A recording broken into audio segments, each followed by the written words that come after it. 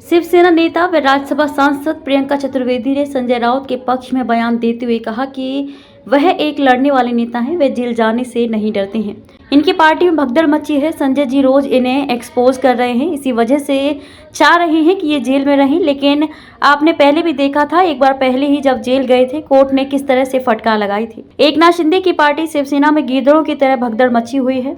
मैं अक्षय शिंदे पर बात नहीं करूंगी क्योंकि वह पापी था, उसने पाप किया था, लेकिन स्कूल में सीसीटीवी गायब थे। जिस तरह एनकाउंटर हुआ, ये एक बड़ा सवाल है। तुषार आपटे जो स्कूल का प्रिंसिपल है, सरकार उसको बचाने में लगी हुई है। बस एक ही चीज़ कहूँगी, ये राजनीतिक लड़ाई जो लड़ रहे हैं, वो राजनीति के चलते घबराए हुए, बौखलाए हुए लोग उनको अरेस्ट करने में तुले हुए हैं, क्योंकि वो जानते हैं कि संजय राउत जी वो लड़ाई लड़ रहे हैं जिनकी इन गीदड़ों में हिम्मत नहीं थी, इसलिए वो पार्टी छोड़कर भागे थे। वो पहले भी जेल गए थे। हाईकोर्ट ने जो फटकार लगाई थी जब उनको बेल मिली थी, वो जनता के सामने है। तो ये कितना भी कोशिश कर लें, सच्चाई छुपेगी नहीं। ये कितना भी उनको चुप कराने की कोशिश कर लें, वो चुप रहने वाले नहीं हैं। और वो जब लौट कर आएंगे, वो और मजबूती से लड़ेंगे। और मैं जानती हूँ कि जनता का प्रतिसाद और जनता का समर्थन उनको और भी मिलेगा। और महाविकास आघाड़ी के साथ साथ उद्धव बाला साहेब ठाकरे जी को निर्णायक भूमिका में, निर्णायक रोल में उनको विजयी बनाएगा। संपर्क मेळावा आहे आणि त्यातमध्ये आम्ही महिला सोबत आणि पुरुषांसोबत, कार्यकर्त्यांसोबत, आमचे पदाधिकारी सोबत हम चर्चा करत आहे, इसलिए क्योंकि अभी कुछ दिनों में हमारे इलेक्शंस आने वाले हैं। साथ ही साथ उनकी क्या दिक्कतें हैं, क्या यहाँ के मुद्दे हैं। आपका देखिए, एक खासदार है यहाँ पर, वो खासदार बड़ी बड़ी बात की थी कि 5 लाख के वोट मार्जिन से जीतेंगे, पर हमारी वैशाली दारेकर जी ने इतनी अच्छी लड़ाई दी कि 3,80,000 वोट उनको मिले हैं। और वहाँ पर हमारी और भी बड़ी जिम्मेदारी बनती है कि जनता की जो भी दिक्कतें हैं, जनता के जो भी प्रॉब्लम्स हैं, हम जनता की प्रॉब्लमों को पूरी तरीके से समझें और उनकी आवाज़ बनकर खड़े रहें। मैं उनके घर वाले क्या कर रहे हैं, क्या नहीं कर रहे हैं, मैं उस पर चर्चा नहीं करना चाहूँगी, क्योंकि वो एक पापी थे। उन्होंने सबसे बड़ा पाप किया है। बच्चों के शोषण करना, उससे बड़ा कोई मैं कहती हूँ पाप नहीं है। पर उस पापी को सज़ा मिलनी चाहिए थी, मौत मिलनी चाहिए थी, पर संवैधानिक तौर तरीके से मिलनी चाहिए थी, क्योंकि उनके साथ बहुत सारे राज मर चुके हैं। तुषार आपटे कहाँ हैं? तुषार आपटे अब तक गायब क्यों हैं? तुषार आपटे किसके बचाव में उनको बचाया जा रहा है? तुषार आपटे की स्कूल में सीसीटीवी फुटेज गायब हो गया।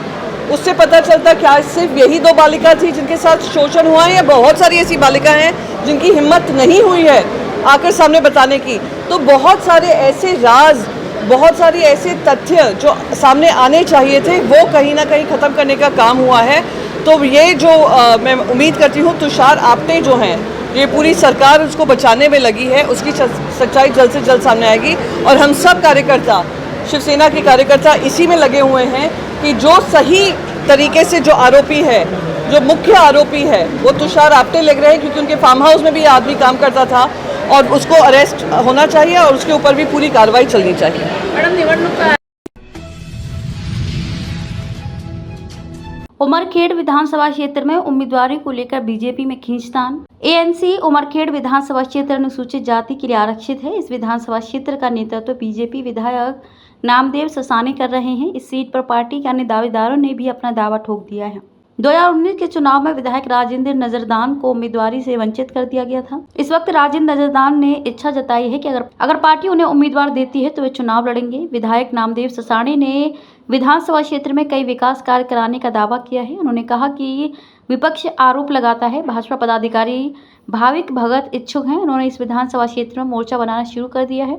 भगत ने दावा किया है कि उन्होंने अस्पताल क्षेत्र में काम किया है। निश्चित भाऊ, आपण चांगला प्रश्न विचारला। भारतीय जनता पार्टीने अनेक अशी चांगली कामं केलेली आहेत। सन्माननीय या ठिकाणचे आमदार साहेबांनी यांनी सुद्धा चांगली काम केले, परंतु येणाऱ्या काळात जर पक्षाने मला संधी दिली, गेली मी 10 वर्षापासून काम करतोय, आणि येणाऱ्या काळात जर पक्षाने मला संधी दिली, निश्चित त्याचं सोनं केल्याशिवाय राहणार नाही। आरोग्य क्षेत्रामध्ये फार मोठं काम करायचं आहे, शिक्षणाच्या संदर्भातलं काम उभं करायचं आहे। या ठिकाणी रस्त्याचं जाळं सुद्धा फार मोठे बंदी भाग म्हणून आहे उमरखेड मतदारसंघामध्ये, तिथं सुद्धा फार मोठी परिस्थिती खराब झालेली आहे। या ठिकाणी जी नदीचा काटवा आहे, तो काटवा सुद्धा त्या ठिकाणी पूर परिस्थिती दरवर्षी खराब होतो, आणि त्याच्यामुळे शेकडो हेक्टर जमीन पाण्याखाली येते ना। आज जी परिस्थिती आहे तर त्या शेतामध्ये एक शेंग सुद्धा राहिली नाही। अशा परिस्थितीमध्ये मला इथं काम करायचं आहे। लोक येतात, सांगतात मी असं करणार तसं करणार। अरे बाबा, तसा आता गेला तो काळ। एक काळ होता काँग्रेसने सुद्धा कुठल्याही माणसाला तिकीट दिली की तो निवडून यायचा, तर जमिनीवर काम करा चाहे नोका करू, ती परिस्थिती गेली निघून. आज जर जो माणूस जमिनीवर काम करत लोक त्यालाच निवडून देते, कारण प्रत्यक्षात लोक पाहतात. पूर्वी जे होतं नगरपालिका असेल, ग्रामपंचायत असेल, त्या पद्धतीची निवडणूक आता विधानसभेची सुद्धा होणार आहे. म्हणून जमिनीवर जो कार्यकर्ता काम करत लोक त्यालाच स्वीकारण. अन्यथा तुम्ही कोणत्याही पक्षाचे तिकीट आणा, लोक तुम्हाला एक्सेप्ट करणार नाही. याच्यासाठी एक्सेप्ट करणार नाही का प्रत्येकाला स्वतःचा हक्क अधिकार न्याय कळते आणि रोज लोक सोशल मीडियावर उभे असतात. आणि जे लोक सोशल मीडियावर आहे ते लोक समाजाचा प्रचार आणि प्रसार करतात. अशा परिस्थितीत योग्य व्यक्ती, योग्य उमेदवार ज्या पक्षासाठी तोच उमेदवार निवडून आल्याशिवाय राहणार नाही, एवढं मात्र नक्की. त्यांचं जे काम आहे त्यांचं काम त्यांना करू द्या, कारण त्यांचं कामच आहे की लोकांमध्ये भ्रम पसरवणे, चुकीचे मतप्रवाह पसरवणे. कारण आजपर्यंत त्यांनी डॉक्टर बाबासाहेब आंबेडकरचा त्यांनी अपमान केला, त्यापेक्षा ही मंडळी एवढी काय करणार आहे. कारण आपण बघितलं आहे की साधारणतः अमेरिकेत जाऊन राहुलजींनी सांगितलं की आता आम्ही आरक्षण या ठिकाणी बदलणार आहोत, कारण त्यांची वृत्ती तशा प्रकारची आहे. त्यांच्या पोटात जे असते ते बाहेर किंवा ना किंवा ते ओठावर येते. त्यामुळं ते किती जरी या ठिकाणी बोलत असतील की आम्ही या ठिकाणी काम करत नाही, आमचं काम जे आहे हे कामच या ठिकाणी बोलते. त्यामुळं मागच्या ज्या 2 वर्षात कालखंडामध्ये मी माझ्या मतदारसंघातील सगळा संपूर्ण विकास या ठिकाणी करण्याचा प्रयत्न केला. मग मतखानातील रस्ते असो, मतखानातील पंचगंगेचा पाण्याचा प्रश्न असो, का जंगल भागातील रस्ते असो, का संपूर्ण विजेचा प्रश्न असो, ह्या सगळ्या गोष्टी उमरखेड आणि महागाव तालुक्यामध्ये मी अतिशय समतोल राखून या ठिकाणी विकास केला. माझा तालुका, उमरखेड तालुका आणि महागाव तालुका अशा कुठल्याही प्रकारचा मी त्या ठिकाणी भेदभाव केला नाही. उलट महागाव तालुक्यात मी जास्त कामं केली. त्यामुळं विरोधक ज्या ठिकाणी बोलतात त्या निश्चितच तो त्यांचा पार्ट आहे, त्यांना बोलू द्या, आपण त्यांना विकास कामातून उत्तर देऊ या ठिकाणी. ही गोष्ट खरी आहे की राखीव मतदारसंघ म्हणून उंबरखेड महागाव विधानसभेतील लोकांच्या अपेक्षा असणं साहजिक आहे. कारण 14 ते 19 या काळामध्ये आदरणीय देवेंद्रजीच्या नेतृत्वामध्ये आमचं युतीचं सरकार होतं, पण पुढील काळामध्ये ते सरकारने राहिल्याने समस्याचा या ठिकाणी पहाड उभा झाला. ही गोष्ट लोकांची खरी आहे. परंतु 14 ते 19च्या काळामध्ये मला प्रचंड मोठ्या प्रमाणामध्ये या ठिकाणी प्रशासकीय विकास असेल, सार्वजनिक ठिकाणचा विकास असेल, मोठ्या प्रमाणात करता आला. उदाहरणार्थ उंबरखेडला पोलीस उपविभाग, महसूल उपविभाग असेल, 100 खाटांचं उपजिल्हा रुग्णालय असेल, 30 खाटांचं तालुक्याच्या ठिकाणी महागावला ग्रामीण रुग्णालय असेल आणि प्राथमिक आरोग्य केंद्राच्या 5 इमारती असतील. असा आरोग्य आणि इतर क्षेत्रामध्ये मोठा विकास करता आला. परंतु दुर्दैवाने कोरोनाच्या काळात आमचं सरकार नसल्याने जरी भारतीय जनता पार्टीचा या ठिकाणी आमदार असला तरी सत्ताधारी आमदार म्हणून या ठिकाणी विकास करता येतो, त्याचा मला अनुभव आहे. म्हणून येणाऱ्या काळामध्ये भारतीय जनता पार्टीने मला उमेदवारी दिली तर एक भारतीय जनता पार्टीचा कार्यकर्ता म्हणून आणि या ठिकाणचा 14 ते 19 सत्ताधारी पार्टीचा आमदार म्हणून जो अनुभव होता, निश्चितच लोकांच्या अपेक्षा पूर्ण करण्याचा माझा संकल्प राहील.